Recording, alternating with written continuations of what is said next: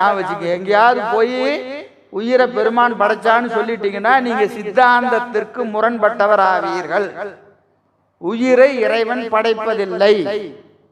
யார் படைச்சா? உயிரை யார் படைச்சா?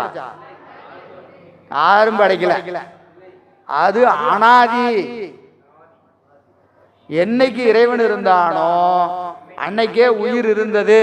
இது வகுப்புல நடத்தின ஞாபகம் இருக்கா? புதிய மாணவர்களுக்கு பதி பசு பாசம் என பகர்மூன்றில் பதியினை போல் பசு பாசம் அனாதி. உடம்பை இறைவன் படைத்தான். ஆனா திருமுறைகளிலேயே பல இடங்கள்ல உயிரை படைத்தான். என்னை நன்றாக படைத்தனன் தன்னை நன்றாக தமிழ் செய்யுமாறு. என்னை நன்றாக படைத்தனன் தன்னை நன்றாக தமிழ் செய்யுமாறு. யார் சொன்னார்? திருமூலர் சொல்றார். திருமூலர் சொல்றார் திருமந்திரத்தில் என்ன சொல்றாரு? என்ன நன்றாக படைத்தனன். எதுக்கு? அவனுக்கு நல்லா தமிழ்ல திருமந்திரம் பாடணுங்கிறதுக்காக என்ன இறைவன் படைச்சான். என்னை நன்றாக படைச்சான். புரியுதா? அப்ப இதுக்கு எப்படிங்க பொருள் செய்யறது? திருமந்திரத்துல திருமூலர் சொல்றாரு, இதுக்கு எப்படி பொருள் செய்யறது?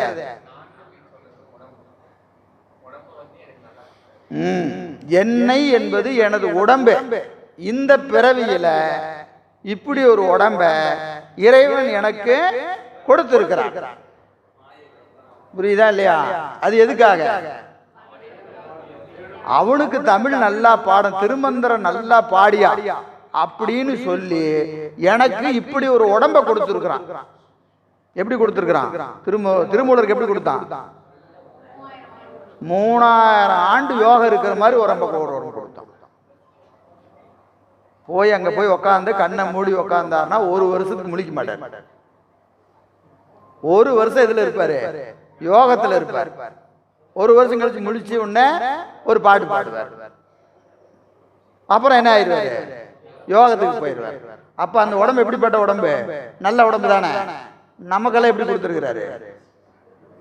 போய் பூசையில உட்கார்ந்தா இப்படி கண்ணை மூடணும்னா எப்படி இருக்கு? அப்படி இருக்கு சார். என்னென்ன வரக்கூடாதோ எல்லாம் பூஜையில தான் ஞாபகத்துக்கு வருது.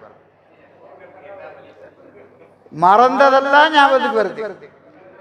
என்னென்னமோ யோசிச்சு யோசிச்சு பார்த்துருப்போம், ஞாபகத்துக்கே வராது. பூஜையில உட்கார்ந்தோடனே ஞாபகத்துக்கு வராது. அப்போ என்னை நன்றாக படைத்தனன்னு எங்க போய் சொல்றது?